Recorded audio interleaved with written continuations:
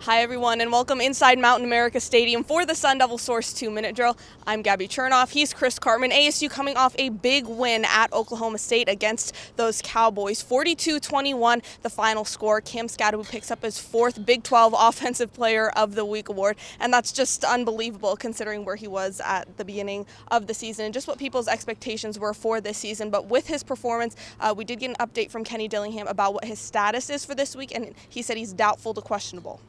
Yeah, Skattebo seemed to have a shoulder or in that area type of an injury towards the end of the game. So I'm not really surprised to hear his status is being doubtful to questionable. He's not going to practice this week.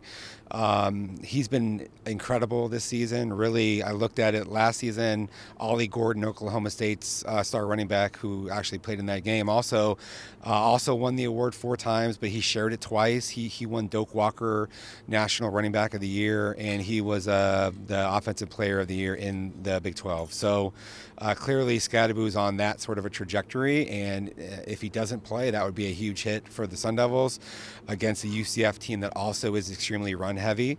That means that DeCarlos Brooks and or Kyson Brown will have to carry a much bigger load. And then on the other side of the ball, another guy who had a really big week was LT Welch.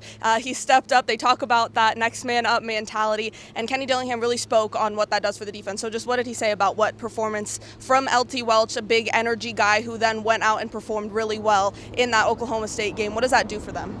Yeah, he was terrific. Had the highest grade of any corner by Pro Football Focus in the Big 12 and top 10 nationally at the FBS level. Hasn't started a game this season. He had an injury that cost him a few games.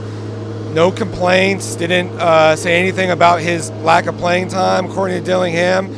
And the fact that they needed a third corner to step up in support of Javen Robinson and Keith Abney.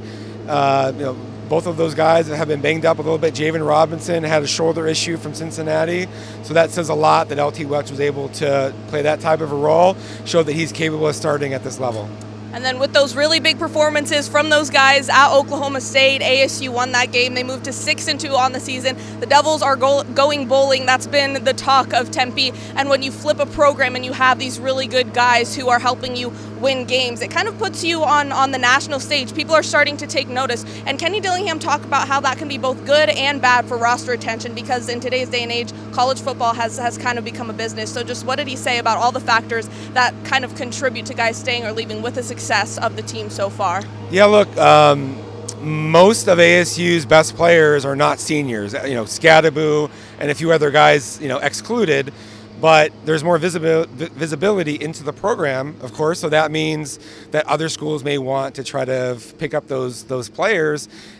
This is free agency on an annual basis now in college football, and some schools, Big Ten, SEC, maybe ACC, are going to have more money in NIL. So Dillingham essentially implored ASU's booster community to step up and make sure that they're funding ASU's NIL operation so they can retain these players. He said most of the guys want to be back next year because they're being successful and the team is doing a good job. And so now it's a matter of making sure they're able to do that financially.